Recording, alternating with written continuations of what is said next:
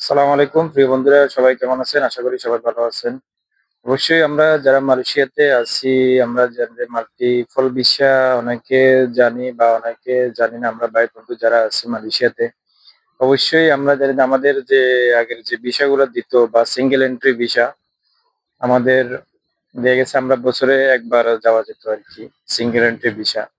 তো যেমন multiple visa হচ্ছে আপনাদের দেখা গেছে আপনি যেকোনো সময় এমার্জেন্সি বা আপনি প্রত্যেক মাসে একবার যেতে পারেন। এটা হলো আপনার ব্যক্তিগত ব্যাপার। দেখা গেছে আমরা অনেকে প্রবাসের মাটিতে দেখা যায় আমাদের আত্মীয়স্বজন, মা-বাপ অনেকে মারা যায়।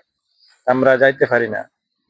অবশ্যই দেখা গেছে আমরা ইমার্জেন্সি হলো যারা যে মাল্টিপল বিষয়ে একটা সুবিধা কি আপনি ইমার্জেন্সি একটা আপনার পারিবারিক সমস্যা বা আপনার কোনো যেকোনো একটা যেকোনো কিছু হোক না কেন আপনি ইমার্জেন্সি একটা টিকেট কেটে যেতে পারবেন। এটা একটু সুবিধা আরকি মাল্টিপল বিষয়ের জন্য।